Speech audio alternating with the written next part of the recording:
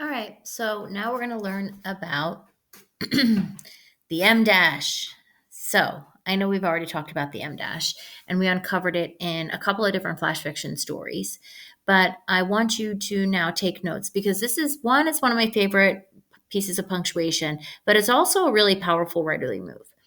Um, it's used for dramatic emphasis. So let's get into this, and I'm going to help try to guide you through how to do some of the note taking so that you can organize your thoughts in a logical way. So when you look back at your notebook, even if it's in 2 months from now, you can understand your notes.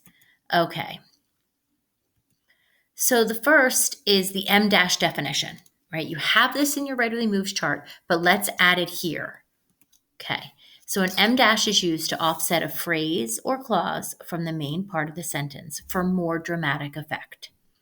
It is almost the same exact thing. Well, it really could take the place of a comma, but the M dash is more dramatic because it stands out more. So if you want to listen to this whole thing, you can. And then at the end, I have slides that have all of the main points on it. If you would prefer to pause now and write the definition down, you can totally do that too.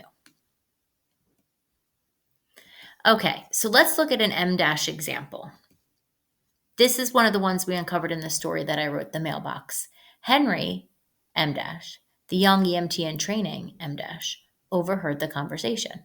So there are two M dashes that offset the phrase or clause, the young EMT in training. Now,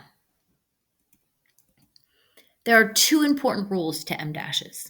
So let's go over the first one.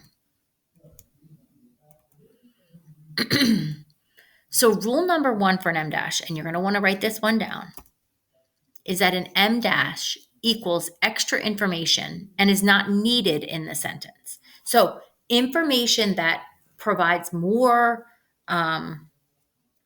interesting points and helps to build the story or develop the characters or plot, but you can remove it and you still have a sentence. So let's go over this.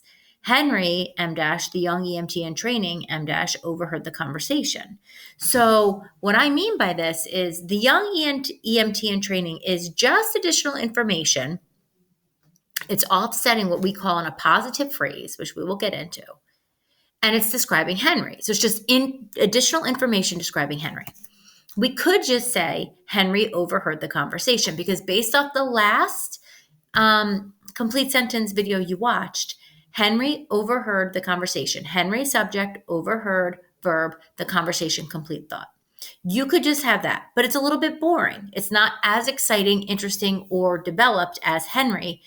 And then M dash, the young EMT in training. It makes the young EMT in training stand out because it's an important fact in the story. Okay. The second rule is that an M dash can offset an interrupting phrase or clause or an ending phrase or clause. So let's review. Interrupting is what we just did. It interrupts the middle of the sentence, right? The young EMT in training is the middle of the sentence. It's interrupting the simple sentence, Henry overheard the conversation. An ending phrase or clause, let me move my face out of the way, hold on, is just that. It's an M dash towards the end of the sentence that's offsetting an ending phrase or clause. They rushed to the hospital, M dash, a few excruciating minutes away.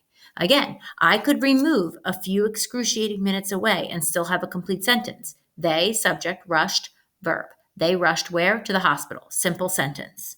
But a few excruciating minutes away helps with the emotional appeal, right? The M dash brings out additional information. Makes it more dramatic, more interesting. That it's only a few minutes, but that word choice excruciating says how hard they were. Okay, so let's review.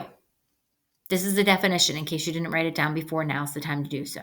An M dash is used to offset a phrase or clause from the main part of the sentence.